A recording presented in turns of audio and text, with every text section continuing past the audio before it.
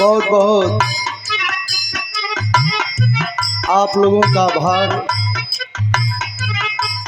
और बहुत बहुत राम राम के पहर भगवान स्वरूप बैठल जनता जनार्दन और हमारे गार्जियन महोदय लोग, मैं एक बार पुनः राम राम के पहर सब भैया लोगों का पाँव छू के प्रणाम करत बानी। बहुत सुंदर मास्टर गीत बजावत हूँ और हमार भाई का फरमाइश रहल कि भैया यह गीत गाता जौन मास्टर बजावत हूँ।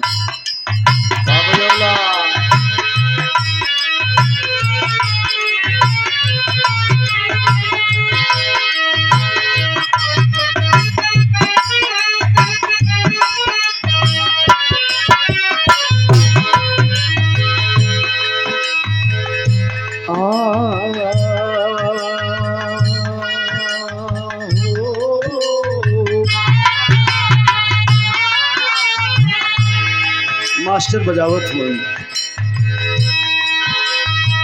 जिनकी तोहरे नावे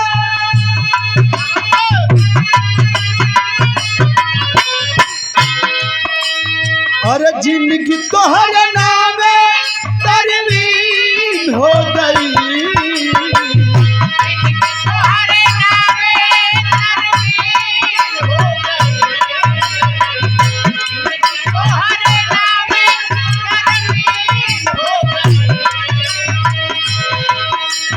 अरे जिंदगी तोहरे नामे तरवीन हो गई, राजा तोहके देखले बड़ा दीन हो गई, राजा तोहके देखले बड़ा दीन हो गई।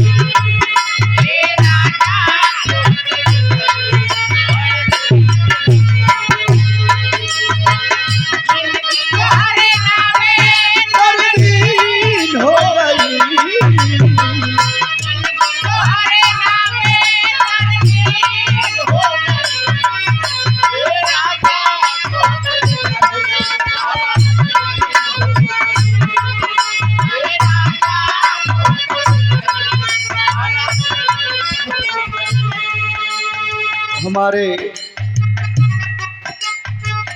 पिता तुल्य श्री शोभनाथ जी हारमोनियम के बहुत सुंदर वादक, रामलीला में भी बजाते हैं और संगीत के बड़े प्रेमी हैं।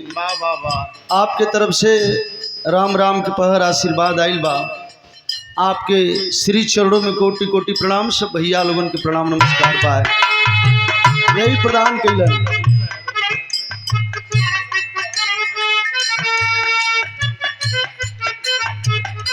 हमारे गार्जियन आदरणीय श्रीमान रुद्र प्रताप सिंह जी, आपके तरफ से 200 रुपये का पुरस्कार। बाबू का फरमाइश रहल भाई का अलन कहलन कि वह गीत बजा दा और वह भैया गीत गाता।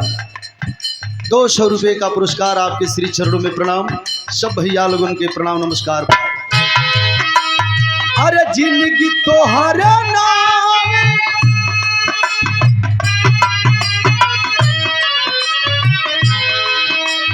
अरे जिनकी तोहरे नावे तरवीन हो गई,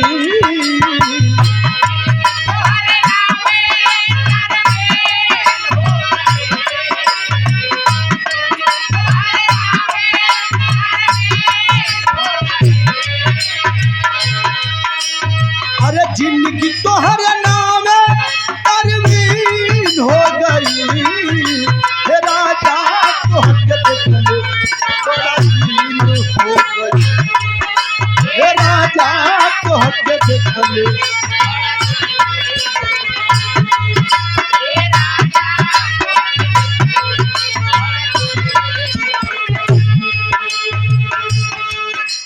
भैया इतना आदमीन में भैया पहली बेर तो हमके मूर्ख बनावत हिया। दिखाई नकली नोट लिया के 300 हमके देना है। 100 रुपये हरो देलो। आज सवेरे सवेरे काहे भैया भोरहरिया में चूतिया बनावत हुआ। अब हम दिन भर चूतिया न बनो का गुरुजी।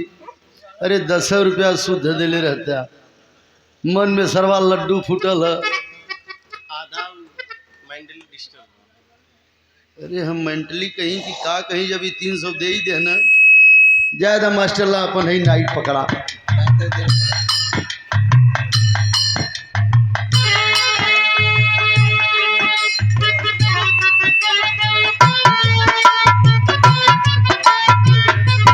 नहीं कहतिया तोहर याद सतावेला रही रही तड़पावेला।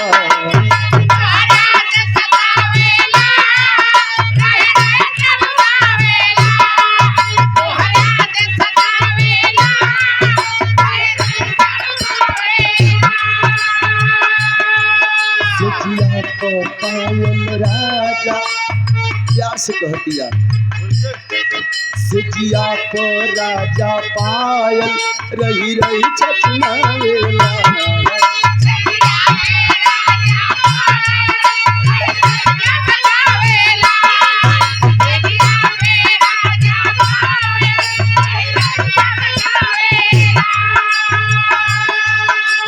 अरे जिंदगी तोहर नामे परवीन हो गई।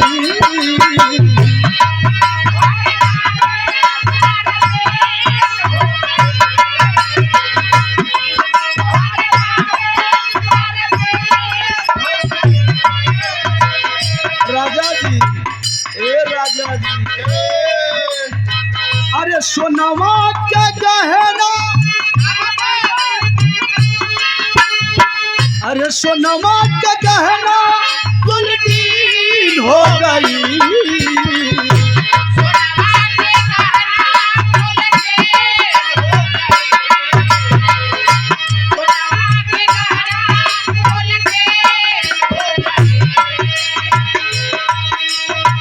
अरे सोनवा के गहना गुलदीन हो गई।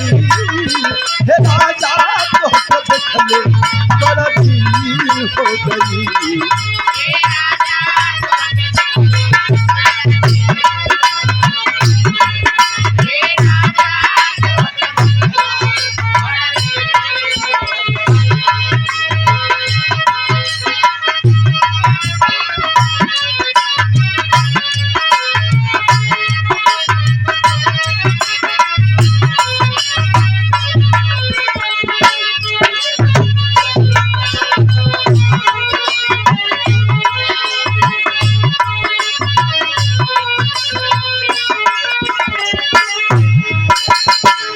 वाह मास्टर तू तो एकदम भौरियो पकड़त हुआ।